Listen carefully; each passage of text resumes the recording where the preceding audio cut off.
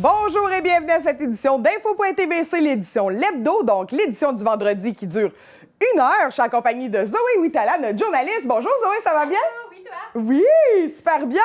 Alors, on commence tout de suite avec notre sujet chaud de l'heure, la COVID. Oui. Alors, pour la vallée de la Matapédia, bonne nouvelle, on est encore à 18 cas. Ça fait plusieurs jours que ça reste à 18, que c'est stable. Oui, effectivement. 9 cas de plus aujourd'hui pour le Bas-Saint-Laurent, pour un total de 342 cas. Oui. Alors, modification de... Oui, mardi, je vous ai dit que dans la zone rouge, il y avait Chaudière-Appalaches au complet. Mais là, ça a changé pour Montmagny, Etchemin et Lisilet. Lillet, oui. Lillet. Oui, ils ont resserré un peu le palier rouge. Oui, dans le fond, c'est rendu orange pour ces 3 secteurs-là. Oui. Aussi, pour les gens dans la zone rouge, il y a une aide financière que le gouvernement a développée. Vous savez que le gouvernement fédéral ont différents programmes depuis mars pour couvrir les salaires. Oui. Le gouvernement provincial a décidé aussi d'embarquer, de donner. Alors, il rembourse 80 pour les loyers, les taxes, l'électricité et autres dépenses importantes pour finalement les citoyens, là, pour les entreprises. On parle des particuliers. Là. Ah, OK, parfait. Bien, c'est une bonne chose. Oui. Côté pour COVID... seulement, par exemple, le mois d'octobre, je tiens à dire. Oui, c'est vrai, c'est jusqu'au 31 octobre, on a vu ça. Oui. C'est vrai. Merci de le préciser. Dans les écoles, comment ça se passe? Dans les écoles, présentement, au moins 74 écoles ont un cas de COVID-19 et touchées par le COVID-19. Alors, on dit une école sur 5 à peu près qu'on est rendu. Au Québec. Au Québec encore. Et masque dans les classes, c'est pas encore nécessaire pour l'instant, malgré ces résultats-là. Oui, il y a des profs qui le demandent ça. Oui. Il y a dans d'autres provinces, c'est la règle. En Ontario, en fait, les élèves ont les masques en permanence dans les classes. Pas encore au Québec. Peut-être que ça va s'en venir. Si on tombe en rouge, on ne sait jamais. Hein? Oui. Oui. Ensuite, les codes rouges, les codes rouges. Le palier rouge, ça fait mal aux bars et aux restaurants. Oui, point de presse qu'il y a eu hier pour les restaurants et les bars. Ils vont obtenir un pardon sur leur prêt jusqu'à 15 000 $. Parce que vous savez, quand il y a eu, la semaine passée, ils ont annoncé qu'ils tombaient dans la zone rouge, les restos et les bars. Il y a eu beaucoup de frustration et on peut comprendre. Donc, 15 000 $ pour compenser certains frais fixes. Donc, pour octobre, pour ceux qui sont dans la zone rouge encore et même pour ceux qui font des livraisons. Parce que même si tu fais des livraisons, là, il n'y en a pas beaucoup qui... C'est pas vraiment rentable à 100 %, là, on va se le dire. Non, on fait pas le même volume de vente que si c'était ouvert. En plein ça. Ce qui est quand même très apprécié probablement par les propriétaires de ces établissements. Oui, donc ça va payer les taxes municipales et scolaires, loyers, intérêts payés sur les prêts, hypothécaires, électricité, gaz, assurance, frais de télécommunication, permis et frais d'association.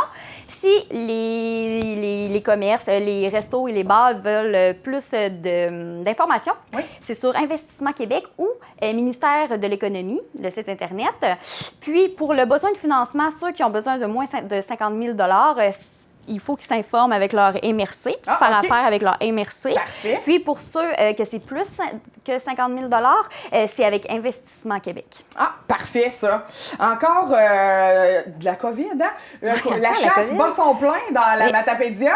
Il y a des restrictions à avoir quand on est des chasseurs?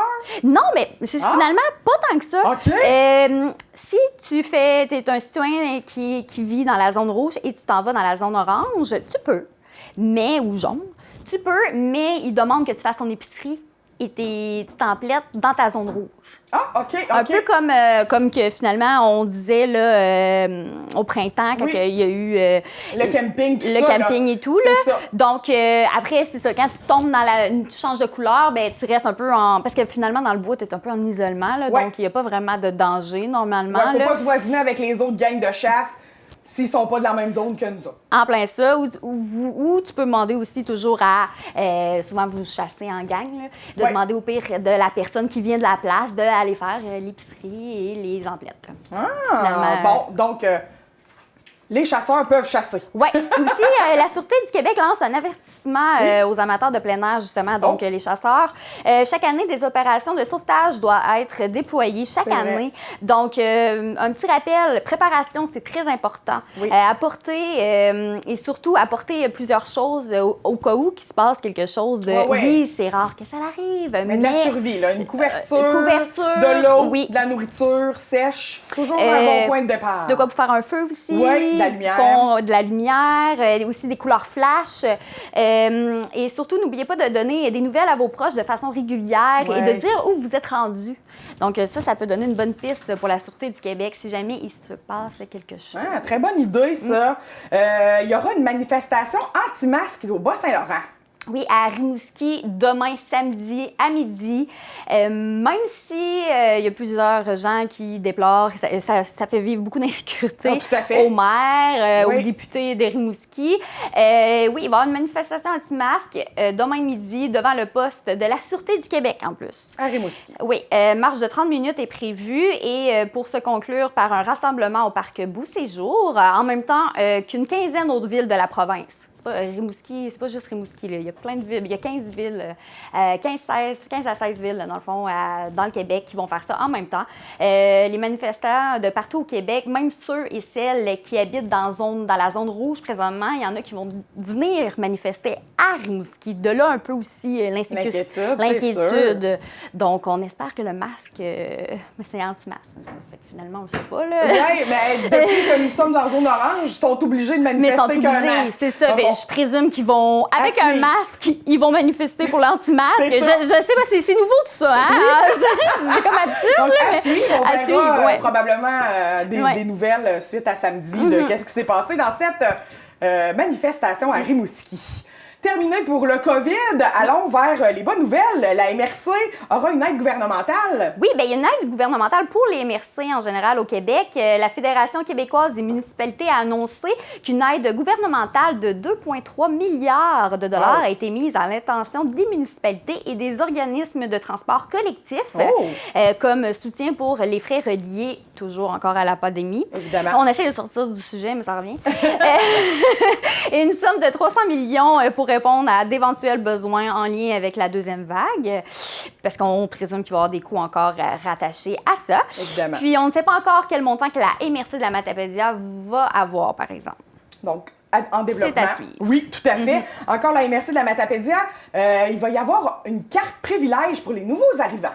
Oui, place aux jeunes vallées de la Matapédia et la MRC de la Matapédia font appel à la générosité des commerçants, propriétaires d'entreprises et administrateurs des organismes matapédiens.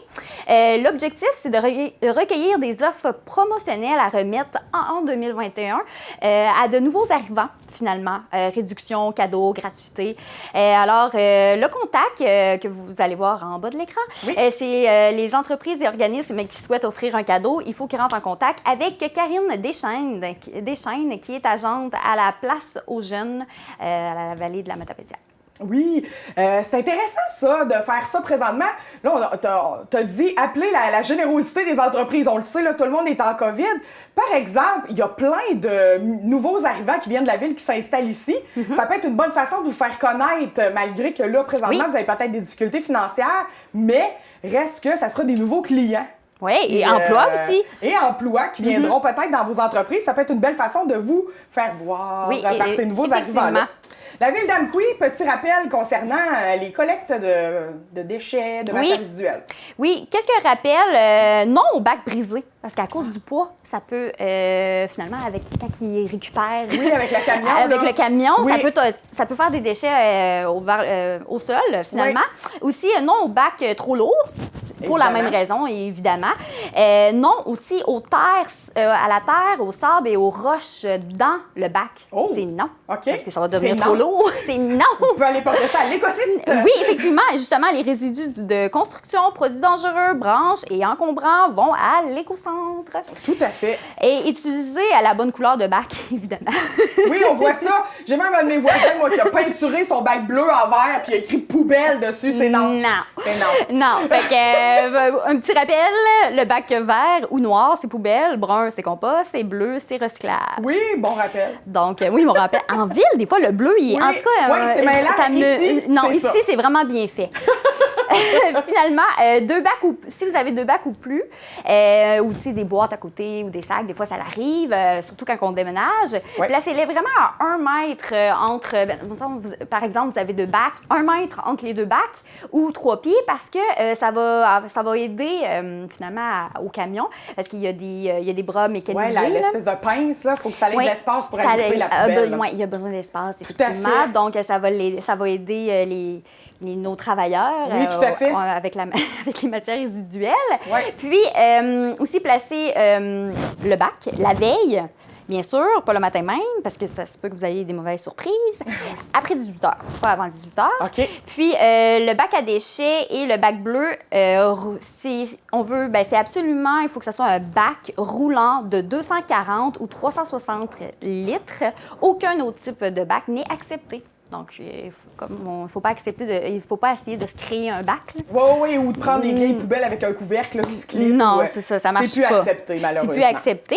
Donc, si vous avez des questions, vous pouvez toutes retrouver les informations que je viens de dire en bas de l'écran sur le site Internet de l'écosite. Écorégie.ca.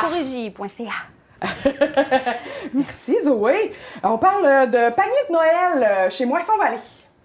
Oui, panier de Noël, on en a parlé mardi. Oui. C'est les mêmes informations, donc je ne vais pas revenir là-dessus trop longtemps. Mais j'avais dit que dans le fond, les gens de toutes les localités de la vallée sont admissibles, sauf Sébec et Sainte-Cléophase, mais ça a changé finalement. Oui. Alors finalement, tout le monde peut s'inscrire. Donc, on s'inscrit les lundis chez Moisson Vallée. Oui, effectivement. De 8h30 à 11h30 et de 13h à 16h. Oui. Bon, c'est la pandémie. Les entreprises, ça va moins bien. Par contre, on a une entreprise de la vallée qui, elle, agrandit. Oui. Bec Pointu, le Bec qui font beaucoup de livraisons. Ils faisaient beaucoup de livraisons de base, je pense. Oui, ils font beaucoup de take-out. Des take-out. C'est que du à apporter là-bas. On ne peut pas manger directement. Donc, encore plus, vu que les autres ne pouvaient plus, finalement, on ne pouvait plus aller manger dans les restos, je pense qu'elle, finalement, ça allait aider la propriétaire. Probablement. Donc, projet d'agrandissement, ça va permettre d'augmenter sa capacité de production. Ça, là, comme on disait, la COVID-19, elle, ça ne l'a pas vraiment nuit. La construction pourrait être mieux adaptée aussi à la distanciation sociale que le gouvernement demande. Ben oui. Puis, elle va fermer la boutique pendant 2 semaines à partir du 13 octobre prochain. Puis, c'est important de mentionner qu'elle a une importante subvention de près de 20 000 $ de la part des fonds Région et Ruralité, Expansion et Diversification, une collaboration avec la MRC de la Matapédia. Bon, alors, c'est le temps d'aller faire vos réserves de pâte au poulet. Dévaliser Stéphanie avant le 13 octobre. C'est ce que je ferai tout de suite après cette émission. Parce que c'est les meilleures pâtes au poulet du monde. Ensuite, un nouveau guide pour les activités gratuites offertes par Cosmos. Oui, Cosmos Matapédia, c'est vos activités gratuites, l'édition de l'automne 2020. Oui. C'est divisé en 3 secteurs de la Matapédia. Donc, il y a le secteur Est, qui est Cossapscal, Sainte-Florence, Saint-Alexandre-des-Lacs, Lac-aux-Saumons, Sainte-Marguerite et Albertville. Donc, c'est les activités dans ce secteur-là. Après, on a le secteur Centre, qui est Amqui, Saint-Léon-le-Grand, Lac-Amqui, Saint-Irène, Saint-Tarsis et Saint-Vianney. Et pour finir, secteur Ouest, Sébec, Saint-Damas, Saint-Moïse, Saint-Noël, Sainte-Cléophase et Valbriand. Donc, si vous voulez faire des activités, un peu justement, financièrement, ces temps-ci, tout le monde, c'est un petit peu plus difficile. Un peu plus compliqué, oui. Donc, c'est des activités gratuites. Oui, et vous pouvez retrouver ce merveilleux guide sur la page Facebook de Cosmos, Cosmoss Matapédia. Ouais. Vous avez ces informations-là.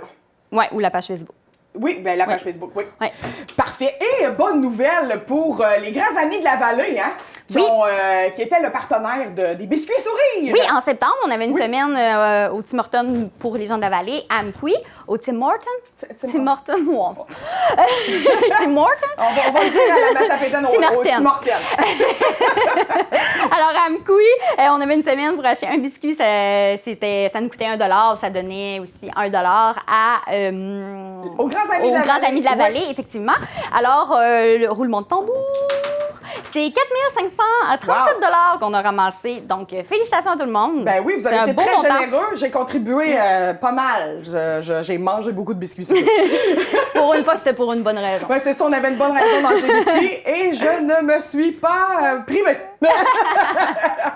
Vous avez sûrement, plusieurs d'entre vous à la maison, vécu une panne de courant cette semaine. Hein? Oui, 30 septembre dernier, à 11h52, tout s'est arrêté. Hey, moi, j'ai fait une entrevue juste avant 11h30. Elle s'est terminée comme à 11h49, mon entrevue. Et boum, après, on est tombé dans le noir. On était vraiment chanceux. Alors, 1640 foyers matapédiens ont été privés d'électricité. Oui. Surtout à Cause-Abscal, Lac-aux-Saumons, Saint-Alexandre-des-Lacs et Amqui. Les cours ont même été suspendus à l'école secondaire d'Amqui. Un bris d'équipement serait à l'origine de cette panne d'électricité. Et le courant est revenu au courant de l'après-midi. Oui. Je sais que nous, à Amqui, à peu près vers 12h30, c'est réglé. Oh, oui, pour la plupart des maisons et commerces. Oui. Garderie familiale, il y a une entente, là. Il y avait des menaces de grève, il y a eu la grève et là, finalement, il y a eu entente. Oui. Dimanche, la Fédération des intervenantes en petite enfance du Québec a annoncé dimanche dernier qu'elle était parvenue à une entente, enfin, avec le gouvernement, ce qui met un terme à la grève générale déclenchée il y a une semaine, ce qui a fait manquer 2 jours. 2 jours quand même pour les parents. Là, pendant 2 jours, les enfants ne pouvaient pas aller à la garderie familiale. Alors, depuis lundi, les parents peuvent donner de nouveau à envoyer leurs enfants à la garderie. Oui. 10 000 responsables des garderies en milieu familial, représentés par le syndicat, seront appelés à s'exprimer sur cette entente lors d'un vote téléphonique du 2, donc depuis aujourd'hui. Au 4 octobre prochain, alors dimanche, et le dévoilement du résultat du vote aura lieu le 5 octobre prochain, donc lundi. Donc, à suivre pour ça, en espérant qu'il n'y ait pas d'autres grèves, ça prend en otage une population au complet, ça. Quand les garderies sont fermées, il y a des mamans, des papas qui ne peuvent pas aller au boulot. Il y a fait que ça complique beaucoup les choses. Ça a un impact assez direct. Hein? Ça fait amener une pression. Là. Puis on comprend souvent les gens qui manifestent ont le droit, ont leur raison, mais avec le COVID-19, présentement, je trouve on en a beaucoup. Donc, ça peut limiter les manifestations. Oui. Donc, merci Zoé pour ce tour rapide de l'information matapédienne.